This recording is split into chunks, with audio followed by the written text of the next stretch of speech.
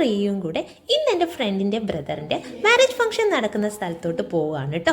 രാവിലെ തന്നെ ഞങ്ങൾ ഇറങ്ങി തലശ്ശേരി വെച്ചിട്ടാണ് ഫംഗ്ഷൻ നടക്കുന്നത്. ഞാൻ പോകുന്നതിൻ്റെ മെയിൻ കാരണം എന്ന് വെച്ചാൽ ഞാനെൻ്റെ ഈ ഫ്രണ്ടിനെ കണ്ടിട്ട് ഒരുപാട് വർഷങ്ങളായി കേട്ടോ. അതിൻ്റെ ഒരു എക്സൈറ്റ്മെൻറ്റ് കൂടെ ഉണ്ട്. അങ്ങനെ ഞങ്ങൾ വർത്താനം പറഞ്ഞ് തീരുമ്പോഴേക്കും അവിടെ എത്തി.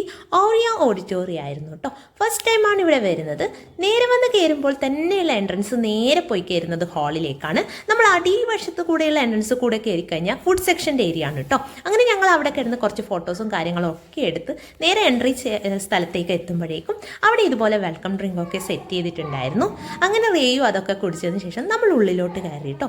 ഉള്ളിൽ കയറിയപ്പോൾ ഞങ്ങൾക്ക് ആരെയും കാണാൻ പറ്റിയിരുന്നില്ല. എല്ലാവരും ഓരോ തിരക്കിലായിരുന്നു.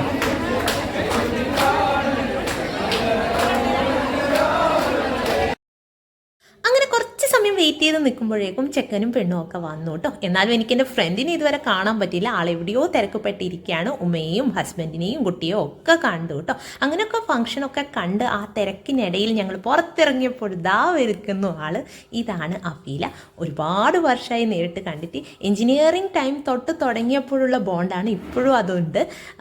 പിന്നെ വീഡിയോ കോളൊക്കെ ചെയ്യുമെങ്കിലും നേരിട്ട് കാണുമ്പോഴുണ്ടാകുന്ന എക്സൈറ്റ്മെൻറ്റ് എന്ന് പറഞ്ഞാൽ അത് വേറെ തന്നെയാണല്ലോ. അതൊക്കെ സംസാരിച്ച് അങ്ങനെ ഞങ്ങൾ കുറച്ച് നേരം അവിടെ വെച്ച് അഫീൻ്റെ +2 ടൈമിലുള്ള ഫ്രണ്ട്സിനെയൊക്കെ എനിക്ക് കാണിച്ചു തന്നു കേട്ടോ. അവരൊക്കെ ഞാൻ പരിചയപ്പെട്ടു. ഇതാ അവരൊക്കെയാണ്. ഇതൊക്കെ എല്ലാവരും ഓരോ സൈഡിൽ മാറി മാറി നിന്ന് ഫോട്ടോസും കാര്യങ്ങളും ഒക്കെ എടുക്കുകയാണ്.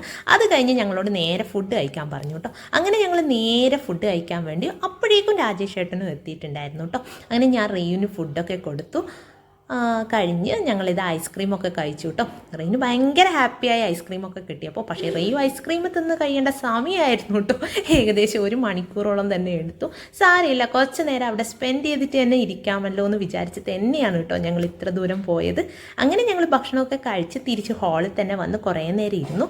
രാജേഷ് ഏട്ടൻ അപ്പോഴേക്കും പോയിരുന്നു കേട്ടോ. ഞങ്ങൾ എന്തായാലും അഫിനെയും കണ്ട് കുറച്ച് നേരം കൂടെ അവിടെ സ്പെൻഡ് ചെയ്യാമെന്ന് വിചാരിച്ചു. അങ്ങനെ ഞങ്ങൾ നേരെ വിട്ടത് അഫീൻ്റെ ഉമ്മാൻ്റെ അടുത്തായിരുന്നു. വീഡിയോ ഓണാക്കി ഒരു ഹായ് പറയാൻ പറഞ്ഞപ്പോൾ ആദ്യം ഒന്ന് ചമ്മിഞ്ഞെങ്കിലും വേഗം ഹായൊക്കെ പറഞ്ഞു കേട്ടോ. അങ്ങനെ മോനെയും കണ്ട് എല്ലാവരോടും ബായ് പറഞ്ഞ് ഞങ്ങൾ അവിടെ നിന്ന് ഇറങ്ങി. പിന്നെ ഞങ്ങൾ നേരെ വിട്ടത് ബസ്സിലേക്കാണ് കേട്ടോ.